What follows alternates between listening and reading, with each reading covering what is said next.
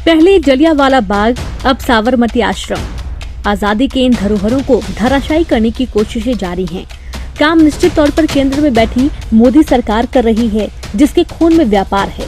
पहले जलियांवाला बाग में ब्रिटिश नागरिक नहीं जा पाते थे, क्योंकि वह स्थान उस नरसंहार की याद दिलाता था जो अंग्रेजों ने भारत पर शासन करते हुए किया था।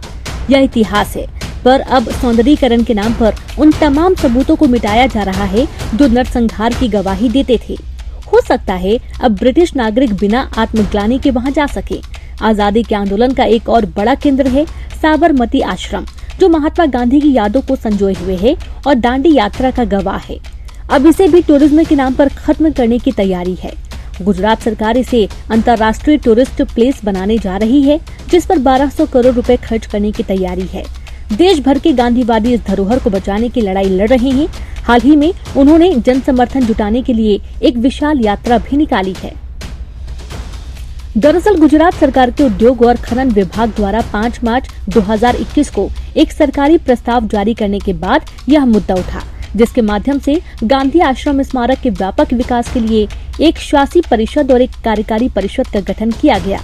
खबर यह भी है कि आश्रम में रहने वाले कई परिवारों से घर खाली करवाया गया है और उनमें रहने वालों को मुआवजा या फिर वैकल्पिक घर देने की बात भी हुई है। सबसे पहले यह खबर 2019 में सामने आई थी। तब गांधी विचार की 3 प्रमुख संस्थाएं गांधी शांति प्रतिष्ठान, गांधी स्मारक निधि और राष्ट्रीय गांधी संग्रहालय के प्रमुख लोगों का ध्यान इसकी तरफ गया था और गांधी शांति प्रतिष्ठान के अध्यक्ष कुमार प्रशांत ने अहमदाबाद में इसकी चर्चा और इसके पीछे के खतरों की बात कई जिम्मेदार लोगों से की थी। फिर तीनों संस्थाओं के प्रमुखों के संयुक्त हस्तक्षेप से एक पत्र साबरमती आश्रम ट्रस्ट की प्रमुख इला बेन भट्ट को 2019 के आखिरी दिनों में लिखा गया था, जिसमें इस सरकारी योजना पर अपनी चिंता जताते हुए कहा गया था कि हम सबको साथ बैठकर इस बारे में अपनी भूमिका बनानी चाहिए। साबरमती सत्याग्रह आश्रम स्मारक के पुनर्विकास के लिए प्रस्तावित परियोजना महात्मा गांधी की व्यक्तिगत इच्छाओं और वसीयत के विपरीत है। साथ ही इसे स्वतंत्रता आंदोलन का यह मंदिर और स्मारक एक आकर्षक वाणिज्यिक पर्यटक स्थल के रूप में बदल जाएगा। अहमदाबाद नगर निगम की पूर्ण स्वामित्व वाली company Sabarmati river front development corporation limited को गांधी आश्रम परिसर के प्रस्तावित पुनर्विकास को क्रियान्वित करने का काम सौंपा गया है। अनुमान है कि इस परियोजना पर लगभग 1200 करोड़ रुपए खर्च होंगे। इसमें नए संग्रहालय, एक एम्फी थिएटर, एक वीआईपी लाउंज, दुकानें और एक फूड कोर्ट सहित अन्य नवनिर्मित स्मारक भी शामिल होंगे। जहां तक आश्रम की बात है तो वर्ष 1917 में गांधी जी ने अपने पैसों से जमीन का एक टुकड़ा अहमदाबाद के इलाके में खरीदा था। अगले 2-1 वर्षों में अहमदाबाद की जेल और शमशान के बीच साबरमती नदी किनारे की जमीन भी उन्होंने दोस्तों की मदद से खरीदी। उनके मन में शायद एक ऐसा प्रतीक भी था कि एक सत्याग्रही को मृत्यु और जेल के लिए हर वक्त तैयार रहना चाहिए। इस तरह कुल 100 एकड़ की यह जमीन खरीदी गई और गांधी जी का साबरमती आश्रम बना।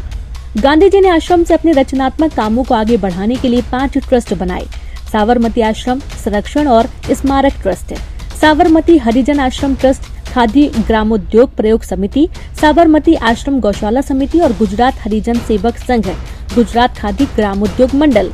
इसी के तहत कई दलित परिवारों को आश्रम परिसर में रहने के घर भी दिए गए।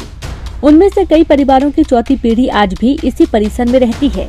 गांधी जी इस आश्रम में 1930 तक रहे। ऐतिहासिक नमक सत्याग्रह के लिए दांडी कूच करने से पहले ही उन्होंने बाज़ाब्ता यह ऐलान ही किया कि वे साबरमती आश्रम में आजादी पाने के बाद ही पांव रखेंगे। गांधी जी की हत्या के 6 दिनों के भीतर ही एक समिति का निर्माण किया गया, जिसमें जवाहरलाल नेहरू, वल्लभ भाई पटेल, राजेंद्र प्रसाद सरीखे लोग थे। इन महानुभावों ने मिलकर तय किया कि साबरमती आश्रम में चलने वाले गांधी जी के सारे कामों को 3 भागों में इस तरह संचित किया जाए कि आने वाली पीढ़ियों को उनसे प्रेरणा मिलती रहे। ये 3 भाग थे: संग्रहालय, गांधी जी का लेखन और उनके रचनात्मक काम। इस समिति के निर्माण के ठीक 1 साल बाद गांधी स्मारक निधि का गठन हुआ। उसका काम भी गांधी जी के विचारों, कार्यक्रमों का संरक्षण व प्रसार तय किया गया। यह भी तय हुआ कि गांधी जी का काम सरकारी पैसों से नहीं हो सकता, इसके लिए जन सहयोग का रास्ता अपनाया जाना चाहिए। इस तरह 1950 से 53 तक नागरिकों से धन संग्रह का काम चला। इस दौरान 5.5 करोड़ रुपए देश की आम जनता ने दिए। देश भर के मजदूरों ने अपनी 1 दिन की मजदूरी दी। तय यह किया गया कि जनता से जितना पैसा इकट्ठा होगा उतना ही योगदान उद्योगपति और धनवान लोगों द्वारा दिया जाएगा। इस तरह गांधी स्मारक निधि के पास 11 करोड़ रुपए की राशि इकट्ठा हुई। इस राशि में से 43 लाख रुपए साबरमती आश्रम को मिले। आश्रम ने उनमें से 20 लाख रुपए गुजरात विद्यापीठ को बुनियादी तालीम के काम के लिए दिए। बचे 23 लाख रुपयों से वह काम शुरू हुआ जिसे साबरमती आश्रम परिसर में रहने वाले सभी ट्रस्टों ने शिद्दत और समर्पण से अब तक चलाया। जेल और शमशान के बीच के 100 एकड़ के फैलाव में साबरमती नदी किनारे बसा आश्रम सिकुड़कर अब मात्र 45 एकड़ रह गया। नदी का किनारा शहर के सौंदर्यीकरण के नाम पर कैद कर दिया गया है। महात्मा गांधी का कोई भी आश्रम कभी भी सरकारी नियंत्रण में नहीं था। प्रबंध न्यासों द्वारा उन्हें 70 से अधिक वर्षों से बेहतर स्थिति में रखा गया है। इसलिए ऐसा कोई कारण नहीं जिसके लिए कहा जाए कि सरकार इसे अपने हाथ में ले ले। जब गांधी स्मारक निधि की स्थापना की गई थी तो संस्थापकों द्वारा स्पष्ट रूप से कहा गया था कि सरकार को इसमें किसी भी तरह के हस्तक्षेप की आज्ञा नहीं होगी, यानी इसके देखरेख में सरकार की कोई भूमिका नहीं होगी।